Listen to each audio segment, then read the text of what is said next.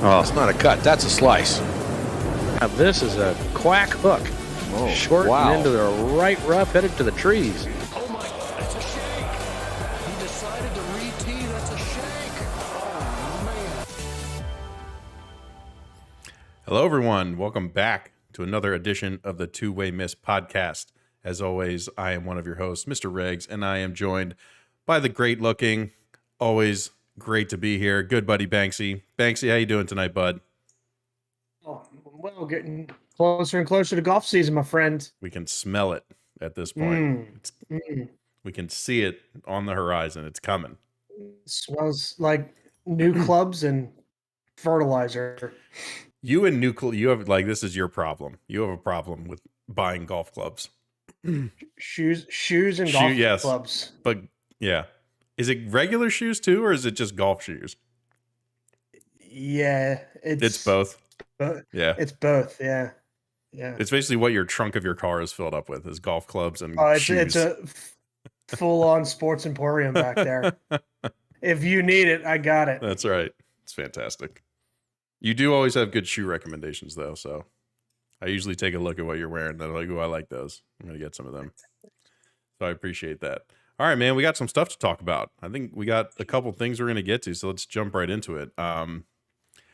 First off, turns out Jon Rahm is still really good. Goes. How about it? He wins the Tournament of Champions and then goes 2 weeks later and wins the Amex by shooting 27 under again.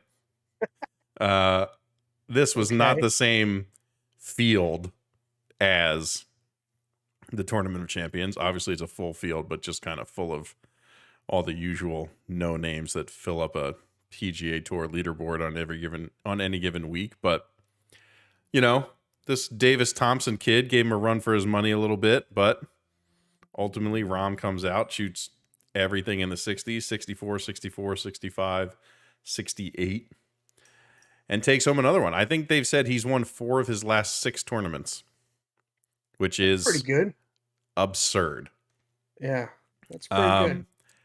I'm not sure what else we need to say about this guy. Like, he literally ended the Ryder Cup year as the best player on the planet and then kind of just was exhausted for a good chunk of this, late season. Yeah. And now it seems like he's coming back. Had another baby. That's right. Yeah, Yep. Some family time. Yep. But yeah, he's back. You see these runs. It's an early run. That's we talk about it all the time. Consistency. Like, and again, we were spoiled growing up with the big cat, but is this going to stay consistent moving into the bigger chunks of the season? And with Rahm, I think he's a guy that wants to win. He enjoys winning. He enjoys beating people. Yeah. So yeah, off to a great start, man. Just there's no real weaknesses in his game, and I think early on it was kind of the temperament and some of his outbursts on the golf course, but I think he realizes he's good enough that a missed shot here or there, he's still going to give himself a chance to win. And I haven't seen too much of the outbursting Jon Rahm lately. Yeah, I just think that almost for Rahm, this is kind of the perfect time to get hot. He does so well at the Masters already. If he's coming in this hot, like he's got him. I know we didn't see Scheffler doing it. We didn't see Scheffler sort of keeping that up into a major, but Rahm has proved himself at the Masters to be able to play there. Couple second places, top 10s. He's won, his own major himself. So certainly if he's this hot going into that week, he's going to be the odds-on favorite just because of the history he has at that place and how well he typically scores and places there. So it might be the best time for him to, I know he won a PGA or what did he win? US Open, sorry. I know he won a US Open, so he can obviously play in anything, and he's shown to just be Sure. capable of Yeah. playing on any course, any condition. But going into Augusta, like, the man's basically a top 5 machine at Augusta. Yeah. So it'll be really interesting if he can ride it into that tournament and really win one. So I think we all expect him to. Yeah, I mean it's crazy to realize, he only has one major. Yeah. If you would have asked me that, you feel like you want to say, 2, 3, maybe 4, and I think it's coming. Mm-hmm. But yeah, it's weird to think that he only has one so far. He's going to get more, but he only has one so far because it just always seems like he's winning. Yeah. These last couple years. So, yeah, I mean that's a great pick for Augusta. I mean, not our picks, of course. Of course not.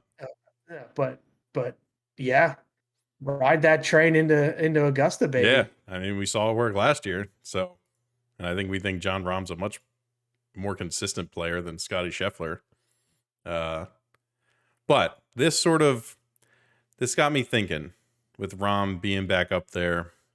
I don't know what made me think this, but I wanted to put this question out there. It got me thinking sort of about the superstars of this generation. Our generation, obviously Tiger is that guy and that's it. But when you talk about this, the generation after Tiger, I wanted to see, and we're gonna make you pick here, and we're gonna read a list. I have 10 names here. If you had to pick one of these golfers to go up against peak 2001 Tiger Woods, not to win, because I don't think anybody's beating Tiger Woods in 2001. Any of these names are not beating him. So this is just, who do you think will give him the best run for his money? So we got a list of 10 names here. Obviously, we want to hear what you think. People out there, leave it in the comments or send it to us on Twitter who you would take out of this list. So let's run down the list real quick. Rory, Spieth, JT, DJ, Brooks, Rahm, Morikawa, Xander, Cam Smith, and then Bryson. We just put Bryson on here because of how badly Tiger Woods in 2001 would beat Bryson DeChambeau on any course. It doesn't matter where it is. Bryson would turn into a puddle. I don't even have a response. Tiger would stare at him 3 times, and Bryson would look at his TikTok guy and be like, "I don't know what to do. Help me. I don't know what to do. Get me out of here. Where's a rope that I can strangle myself with?" Yeah, give me the rope. Give me the rope. Jeez. We don't really want to pick gosh. Bryson. We just had to include him because it was really funny. Just to think about what that would be like. Can you imagine? He would be in tears. Yeah. He'd be in tears. And the funny thing about, Tiger 2001 Tiger Woods, but for a time there, Steve Williams he's kind of an intimidating dude too. Yep. So you're you don't think Stevie would have known what Bryson's been up to? Yeah, you're not only having to play peak Tiger, but you have Stevie Williams there staring you down. Yeah. Plus, depending on what kind of match we're playing, 30,000 people rooting against you. Yeah. Rooting against Not you. a single person is on Bryson's team in that entire scenario. So what are we talking? Is this just one 18-hole stroke play, match play? I'd not match play because Tiger's not losing match play. You got to give him a chance. Give him a chance. We're giving him strokes. I mean, maybe. They might have to work that out. Is that disrespectful to give professional golfer, the best professional golfers of this current? I don't think Tiger's going to give him any, but I don't think it's out of the realm of possibilities.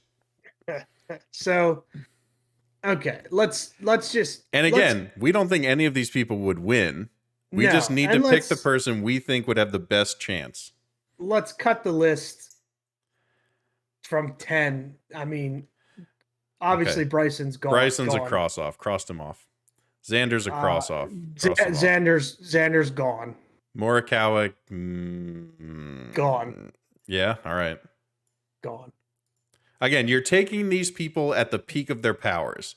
Like we're not thinking of hurt Brooks Koepka. We're thinking of 3 majors in a row Brooks Koepka. You know, so that's what I'm talking about. I'm talking about these guys at the absolute peak of their powers. I still think Koepka's out. I think Koepka's. I'll keep him on the list. Okay. For now. Cam Smith, in or out? He'd be too easily intimidated. He's out. Okay, out. So the list is now Rory, Spieth, JT, DJ, Koepka, Rahm. All right. So we're having peak Koepka. Where's Jordan Spieth's peak? Is that like 2015? Yeah, when he was real. Yeah, when he almost had the whole freaking thing, right? Or he just, yeah. And then Spieth's just dropping in 30 footers, just making everything he looks at. But you know what? Tiger could do that too. Yes. So if Tiger's matching Spieth putt for putt, and especially those long putts, and at that point, Tiger's a better iron player. Oh my God, yeah. Oh, and a much longer, yes, better and longer driver of the golf ball. Yeah, I think Spieth might be out, man. Yeah, I think Spieth's done it because that was Spieth's power. Yeah, his magic power was dropping 30 footers. Yep, just making every putt he looked at. And Tiger's one of the best long putters and best putters of all time. Yep, Spieth's out. I think the next one out is either Koepka or JT.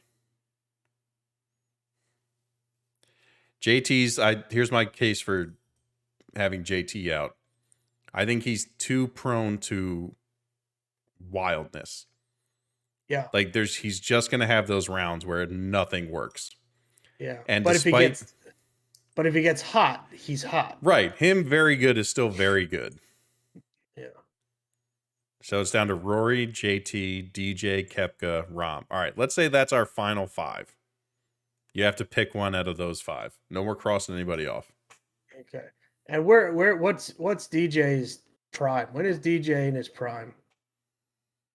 The year that he late 20s, right? Early 30s. That's the year that he slipped and fell at the Masters. Yeah, probably, that was his. I mean, that he was rolling. Yeah. Yep. But I just,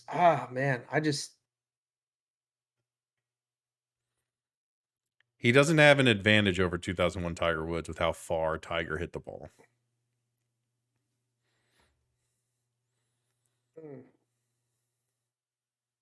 All right, you got to pick one. Yeah. You're rushing. You're rushing. Oh, I'm me. sorry. You want me to go? I'll go. I already know my answer. You got a gun to my head here. I do. I already know my answer. Right. I'll go first. You can think about it. DJ's out. Okay. You keep thinking about it. All right. I'm going Rahm. Because I think Rahm isn't intimidated even by 2001 Tiger Woods. And I think at the peak of Jon Rahm's powers, he gets the closest. I'm not saying he's close. I'm just saying I think he gets the closest. Because he can do everything at an unbelievably high level. Putt, drive the ball, iron play, and short game. Again, Tiger Woods is one of the greatest short game players that's ever lived. Yeah. But I also think the attitude part of it is a big thing. Like we talked about with why a lot of these guys couldn't hang. Rahm has a chance to at least mentally be in there.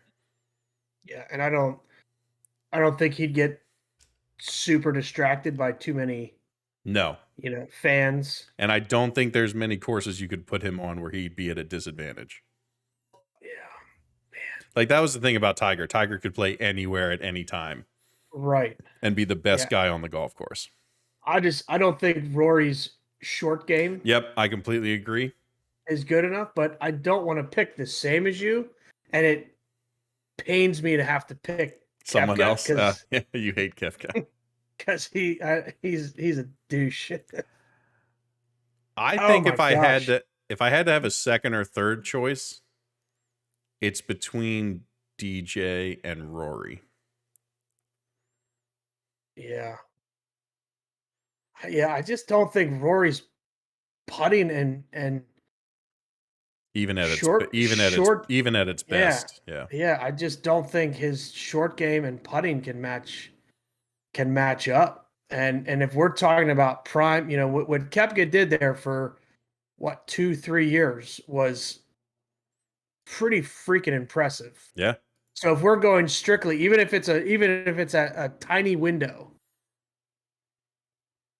I mean, I think if you hadn't picked Rahm, I would have said Rahm, but just to not say the same thing, maybe maybe Koepka out of the guys that we listed. Yeah. Maybe Koepka. I'd put 2001 Tiger against whatever 2017, 2018 Koepka. Mm-hmm. And again, they're not going to win. I don't think by any means they're going to win. But Yeah. just to give, taking all the factors in, the crowds, the intimidation factor, yeah, I'll stick with Koepka. I like your pick better, but out of that list, Yeah, I think if I'll we were take picking 3, I think DJ's the next one in for me. as number 2. Yeah, or even number 3. I'm even okay with having Koepka as number 2. Over Rory. Yes. Okay. I think DJ's short game is better than Rory's. Yeah. Boy, that's tough. Like you just don't have that. You can't even create that big of a list to even entertain that. Oh, yeah. That question. Like I said, I don't think anyone's beating him. And and we really are sticking to the people that are relevant now. Do you put 2015 Jason Day Yeah. I thought about how far back I wanted to go with this list. Yeah, and I think because Jason Day has become so irrelevant, Mm-hmm. where he was so good and then he's just like gone. Yeah.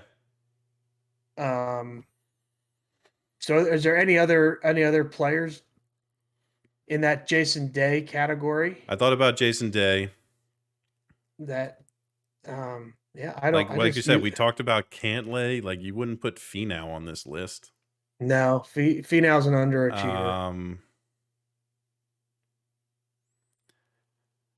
I'm trying to think back. Like, Yeah.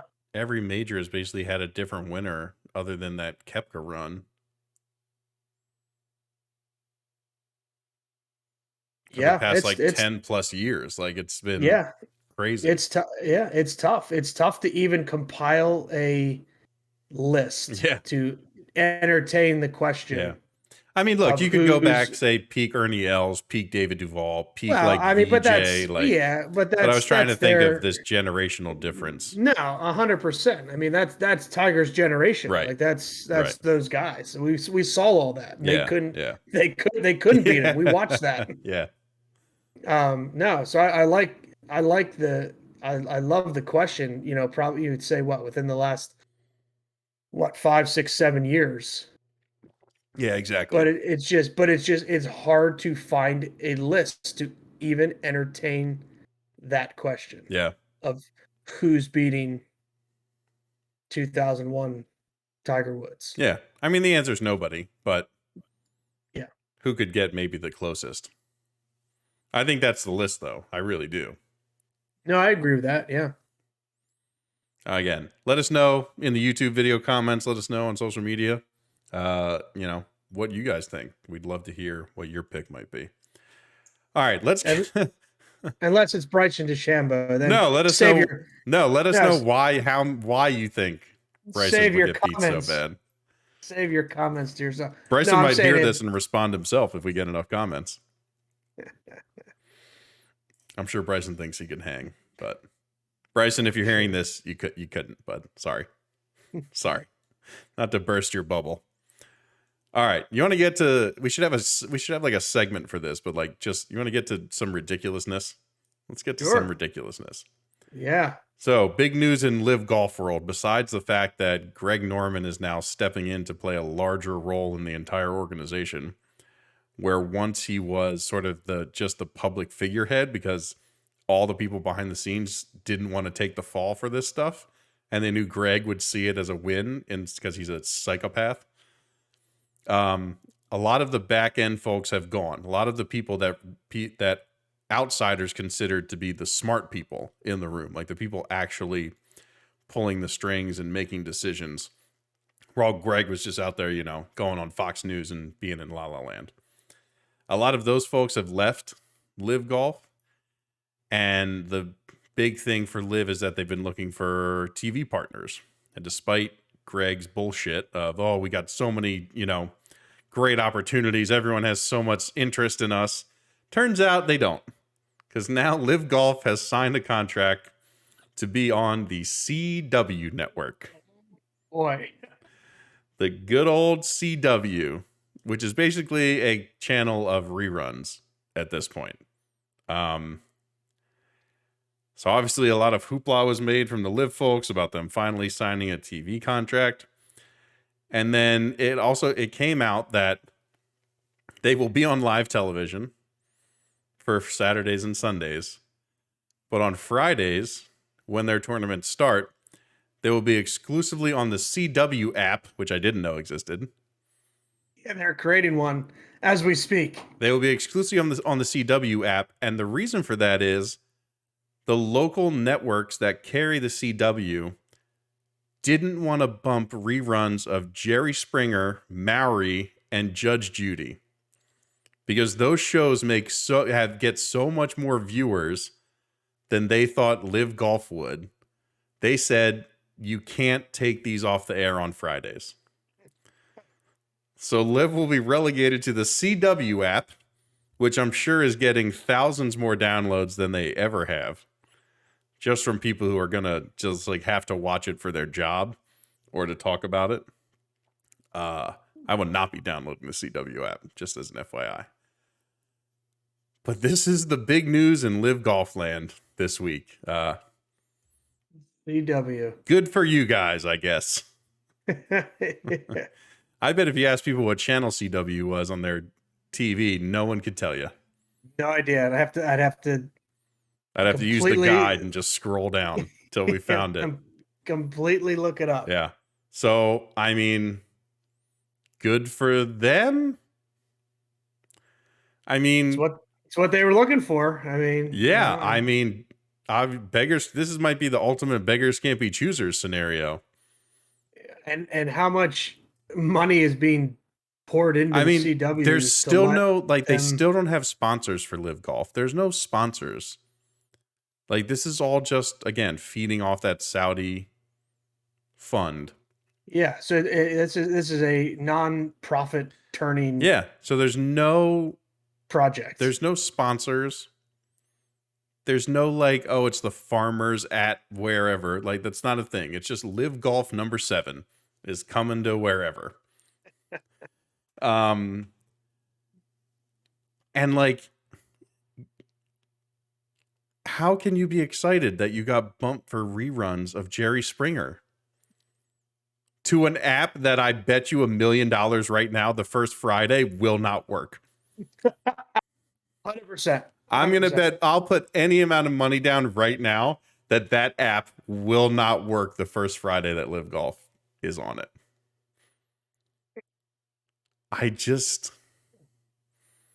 How can this be taken seriously?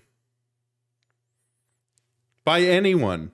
Yeah, you would. I can't wait to see the number. Like the numbers. Oh my gosh! Yeah, and again, maybe not the first one or two. Right, because people are just going to watch that just to see if the CW works out of curiosity. Yep.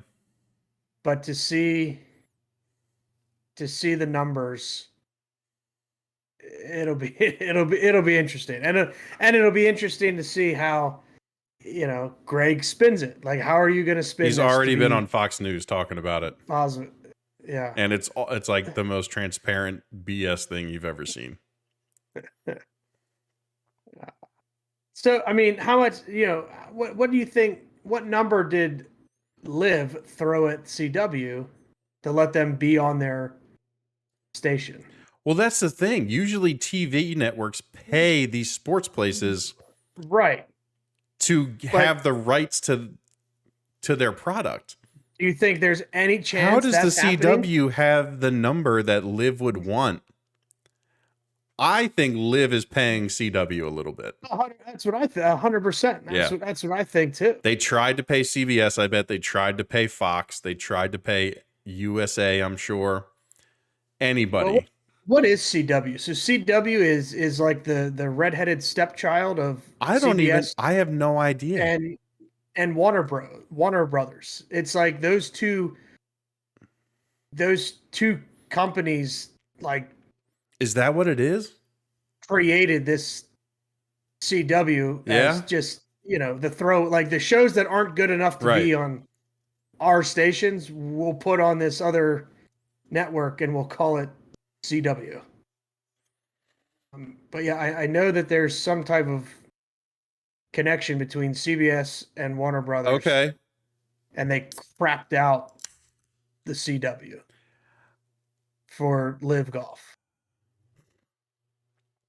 I'd love, again, someone also came out that CW isn't covered by that Nielsen rating like process that they use.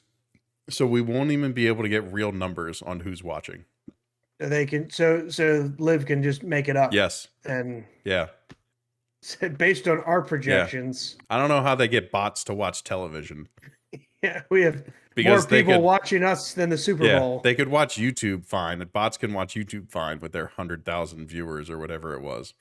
So is LIV still on YouTube? No, they're off. They're off YouTube. Yep. It's strictly CW. Yep. Oh, that's just super. Let's go from a worldwide platform that has billions of users to the CW. The CW. Like you almost would have probably wanted to leave it on YouTube.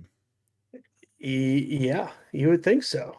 I mean, the NFL's going to YouTube TV. Like their Sunday ticket package is going to YouTube TV. Like, because it reaches they have billions of users. Yeah. This is some fascinating stuff. And then, it brings you back to the question of just how long is this LIV thing going to last? I mean, unfortunately, they have enough money to make it last as long as they want. Yeah. But, like, is that just a real thing to have nobody care what you're doing year after year after year, and you just keep pumping money? I mean, if your only goal is to try and have a public persona of your country that beheads people, then probably. So do you think 5-6 years from now we're still talking about LIV Golf? You think it's just going to stick around? I think it will still be a thing. I don't think. I mean, unless some crazy shoe drops that we don't expect, I don't see it being relevant. Yeah, I don't think it's relevant now. It's not, but That's like I don't see it gaining any traction unless something out of the absolute blue happens. Unless, like, again, this is not being reported by any, but let's just say for whatever reason, Spieth jumps over and all his sponsors stick with him. For some reason, I'm not saying this would happen, but let's just hypothetically. Let's say Spieth jumps and all his sponsors go. Now they have an AT&T sponsor for LIV. Now they have, like, whatever, name another Jordan Spieth sponsor, Titleist or whatever it is. Mm-hmm. Maybe, like, I don't know. But outside of those kind of scenarios, I don't see why. Yeah, I don't know if any company's touching that with a 10-foot pole. Yeah, no, I completely, again, that was a completely hypothetical to just try and think of any way that it might become relevant. Hmm. But, get those CW apps ready, people. Get your weekly dose of LIV. Speaking of LIV and stupid, Patrick Reed threw a tee at Rory McIlroy because he didn't shake his hand on the range at the Pebble Beach. Was it the Pro-Am? Yeah. Did they even play Pebble Beach? Oh no, Am I Torrey Pines. What is this? this is the Farmers, Farmers. right? Yeah, okay. Is Rory playing this week? Yeah, or no? Where is he? He's somewhere else. No, where? Maybe I saw that wrong. Hold on, let me look this up. I know what you're talking about. I don't know where they are. Yeah, Hold on. I can't keep these early season tournaments I know. straight. I'm scrolling down my Twitter feed as I talk. But anyway, they're at the same tournament somewhere. Yeah. Rory is going through some type of warm-up. Patrick Reed walks over across the range and shakes Rory's caddy's hand and then goes to shake Rory's hand, and Rory does not acknowledge him one bit. Keeps his head down, keeps doing what he's doing. Patrick, after a tick, pulls a tee, realizes what's happening, starts to walk away, grabs a tee out of his pocket, and throws it back at Rory. It obviously, in the golf world, becomes the story of the week because everyone thinks in golf people have to be nice and love each other and shake everybody's hand. Patrick Reed comes out that if you're gonna act like a little child, I'll treat you like a child. From his high horse, P. Reed, talking about how people act. And then Rory has his press conference today. And the gist of it is that, listen, I live in the real world. He said, I got served a subpoena on Christmas Eve because he was suing me. And I don't know why he would think I would want to shake his hand after that. He's like, I didn't see a tee get thrown at me. I didn't feel a tee hit me. He's like, I have no idea what that is. I didn't see it. You can tell me that it happened. That's fine, but it didn't hit me. Nothing happened. So he completely blew that off. But it's like, why would you think I would shake your hand after you served me a subpoena on Christmas Eve? Yeah. That's my thought too. What in Patrick Reed's right mind allows himself to walk across the range to go try and shake Rory's hand, who, from all accounts, I don't think they're friends to begin with. Yeah. Wouldn't say they were close. Patrick, nobody likes you. Yeah. And then, Rory pretty much, I think Mike dropped it in his interview saying, son of a bitch sued me on Christmas Eve. Right. No, I'm not going to shake your hand. Yeah. So the only thing that's come out, and this is not official, but the only thing that people are saying is that they think Patrick might not even know all the people he's suing because his wife is supposedly the one working with this lawyer to put all these. Yeah, and she's crazy. She's crazy to begin with. So people are speculating that he might not even have realized that Rory got served a subpoena.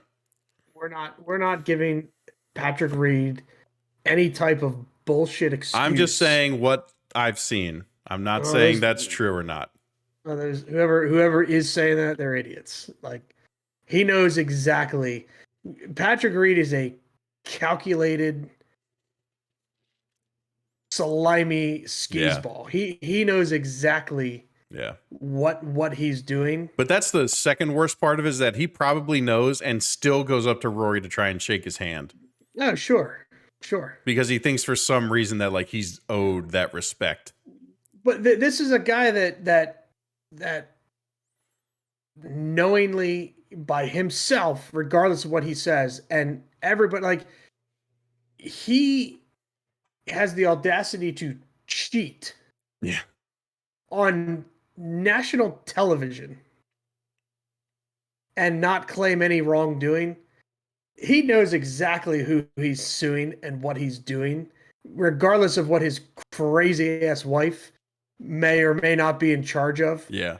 Reed knows exactly what's going on. Mm-hmm. And you know, the cat Roy's caddy should never even let him Well, yeah, right. up to him. Like, you know, Reed starts walking towards Rory, the caddy's like, whoa, whoa, whoa, whoa. No, he should be like, who the hell are you? Yeah. Why are you here? Yeah.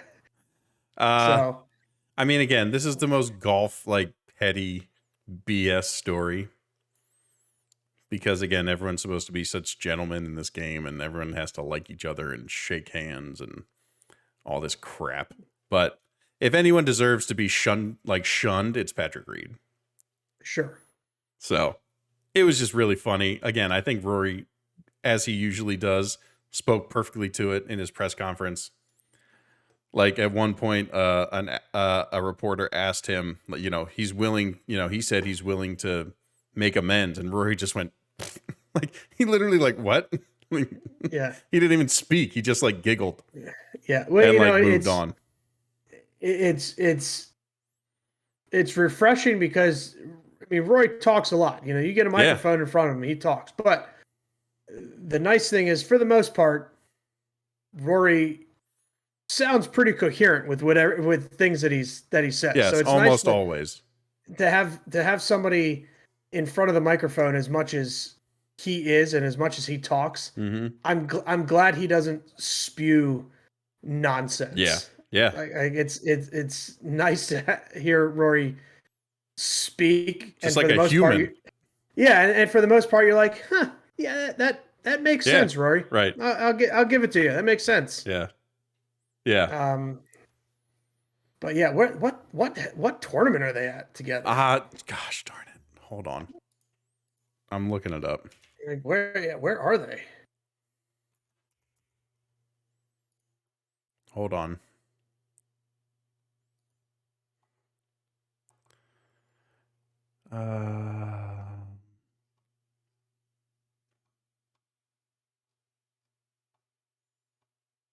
The Dubai, somewhere in Dubai. Oh yeah, that's it.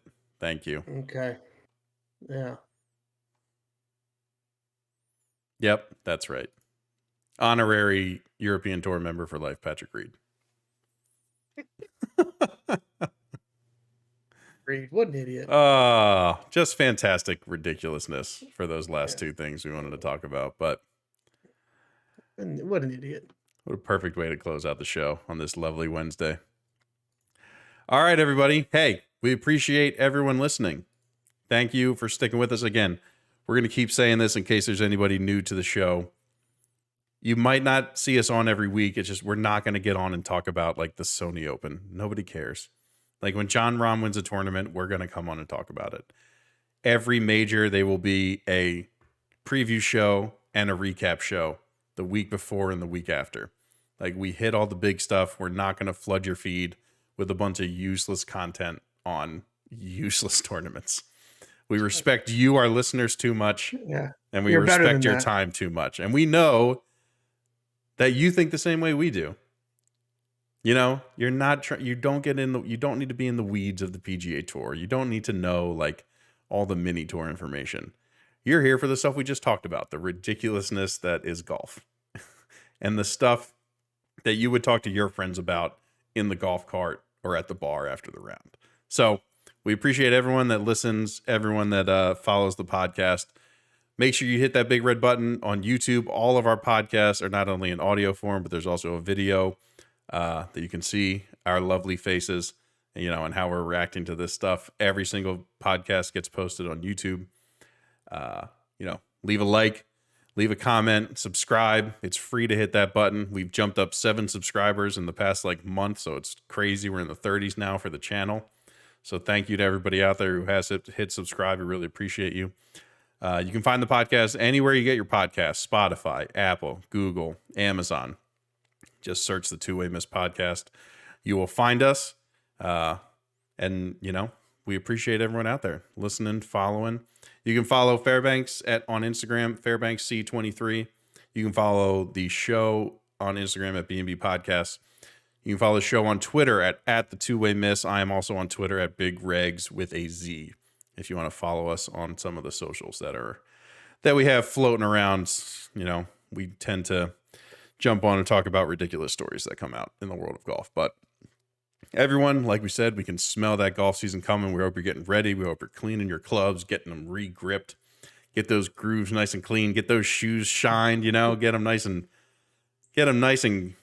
you know, shining bright for that first round of the season. It will be here sooner than later, but we appreciate everyone listening. We appreciate everyone watching. Thank you so much as always. And we will catch you next week or the week after. We don't know. Swing hard, everyone. Oh, it's not a cut. That's a slice. Now this is a quack hook. Oh, Short wow. and into the right rough, headed to the trees. Oh